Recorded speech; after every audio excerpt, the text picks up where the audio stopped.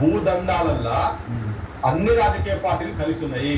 అందుకే ఎవరు బయటకు వచ్చి మాట్లాడతలేరు. ఇవాళ నువ్వు బయటకు తీస్తున్నటువంటి అంశాలు ఏవైతున్నాయో అవి జనంలో కూడా పోతున్నాయి. ఈ 5గురితో 5 5 కాదు 50 మంది ఉండని ముఖ్యమంత్రితోటి కూడా ఏమి కాదు, జనం లోపలికి పోతున్నాయి. జనం చూస్తున్నారు. జనము ఏది వాస్తవం ఏది అవాస్తవం అని తెలుసుకోలేనంత అజ్ఞానులు ఎవరు లేరు. ఇన్ని స్కామ్స్ ఇన్ని రాకముందు ఈయన పవర్కి రాకముందు వచ్చాడు మాట్లాడండి. ఇలా మనం కూడా అనుకుంటున్నాం కదా, నిరుద్యోగుల అంశం గురించి మనం మాట్లాడాం కదా. అందరూ బయటకు వచ్చి మాట్లాడి చేశారు. ఎంతకీ అందరూ ఒకటే. వీళ్ళు అన్ని రాజకీయ పార్టీలు భూముల కాడ కావచ్చు, పైసల పంచుకునే కాడికి వస్తాయి. నిన్న మొన్న బీజేపీ ఎంపీకి సంబంధించిన ల్యాండ్ అసైన్డ్ ల్యాండ్ కూడా ఆయన పేర్ల మీద చేసుకున్నట్టు వీళ్ళు వాళ్ళంతా ములాఖాత్ అయ్యాయి. బీజేపీ ఎంపీ లైన్లు బీఆర్ఎస్ వాళ్ళు అక్కడనే ఉన్నారు, కాంగ్రెస్ వాళ్ళు అక్కడనే ఉన్నారు. బెదిరిస్తే ఎవరిడా బెదిరేటందుకు ఎవరు సిద్ధంగా లేరు. అన్నిటికీ తెగించి వచ్చి బయటికి వచ్చి సాకరైలమ్మలు, దొడ్డి కొమరయ్యలు, తాను నాయకులు ఇటువంటి వాళ్ళ వారసత్వాలు ఎంతో మంది ఈవెన్ తుపాకులలో పోయి చచ్చిపోయినటువంటి వాళ్ళ వారసత్వాలలో పట్టుకొని పంచుకున్నాం. భగత్ సింగ్లు, సుఖ్దేవ్లు, సుభాష్ చంద్రబోస్ల వారసత్వాలు ఉన్నోళ్ళు ఇంకా ఉన్నారు.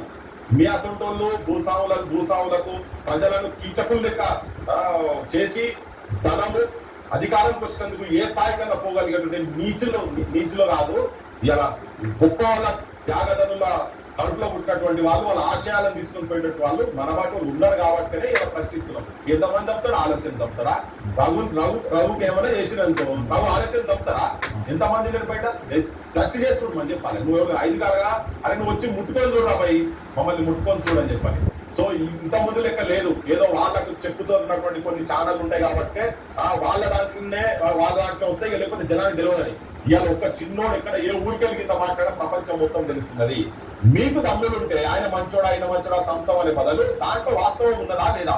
ఓపెన్ గా నువ్వు ఛాలెంజ్ చేస్తున్నావు. నా మీద కేసులు పెడతారా పెట్టుకోను. మన ఐఏఎస్ ఆఫీసర్ల గురించి కూడా మాట్లాడుతున్నాం. సిగ్గు లజ్జ ఏం లేదా మా ప్రభుత్వాలు? ఆఫీసర్లకు లేదు, పాలిటిషియన్స్ లేదు, ఎవరికి లేదు, ఇంక్లూడింగ్ ముఖ్యమంత్రి చెప్తున్నాను.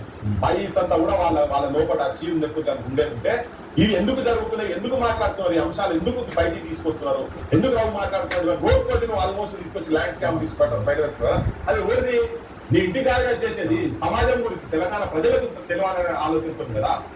సో వాటి గురించి నువ్వు స్పందించకుండా వాటి నిజంగా ఏం జరిగింది, ఏం అన్యాయం జరిగింది అన్నదానికి ఏం తప్పు అనుకుంటే మాట్లాడాలి.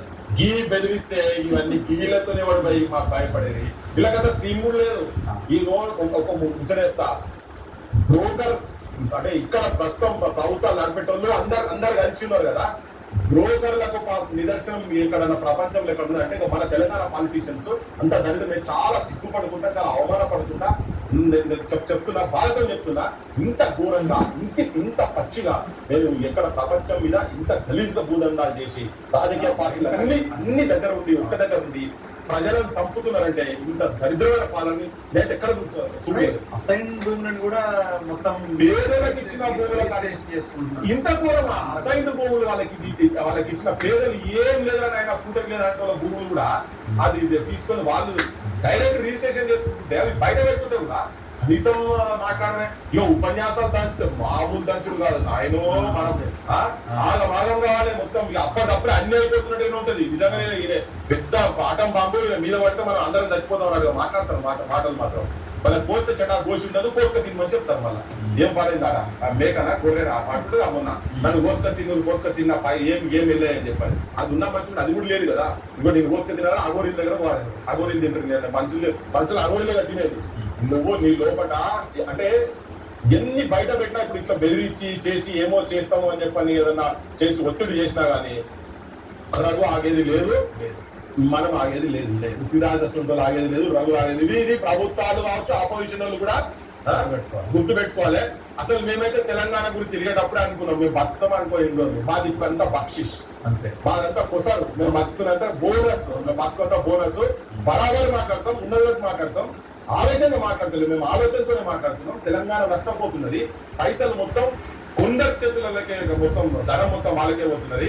వాళ్ళకు పోయి కాదు, ప్రజలకు సంబంధించిన ప్రజలకు రావాల్సింది పోయి ప్రజలను అప్పుల పాలు చేసి ప్రజలను ఇబ్బంది పెట్టి ప్రజలను ఆత్మహత్యలు చేసుకునే కాడి దాకా తీసుకుపోయి అలవాట్లను సర్వనాశనం చేసిన వాటికి ప్రజల పక్షాన వండుకుంటూ మేము తుపాకులు కొట్టకపోవచ్చు కానీ మా మాటలు ఉంటారు. ప్రజల లోపలికి దిగుతున్నాయి. అవి ఎప్పటికి ఎల్లప్పుడూ ఉంటాయి. ప్రజలు మనతోటి ఉంటారు. అటు ఇటు మాట్లాడటం ఉంటాడు అధికారం గురించి అటు ఇటు, కానీ మనం తల వంచేది లేదు, తల దించేది లేదు.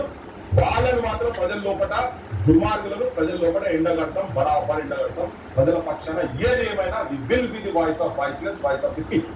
Anyway thank you very much Prithviraj గారు, థ్యాంక్ యూ వెరీ మచ్. ఈ ఫైట్, ఈ పోరాటం కొనసాగాల్సిన అవసరం ఉన్నది. ప్రజలంతా బాధ్యతగా ముందుకు నడవాల్సిన అవసరం కూడా ఉన్నది.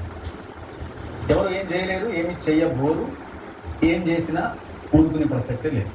Very clear. సో మన మన మన లైన్ మనకుంది, మన క్లారిటీ మనకుంది. అడుగు ముందుకే తప్ప వెనకడుగు వేసే ప్రసక్తి లేదు. అది రేవంత్ రెడ్డి అయినా, రంజిత్ రెడ్డి అయినా, చంద్రశేఖర్ రావు అయినా, లేదు నరేంద్ర మోదీ అయినా, లేకపోతే కిషన్ రెడ్డి అయినా, ఇంకెవరైనా. ఒక ఆఖరి చెప్తా, నోట్ ఇమీడియట్ సిన్సియర్.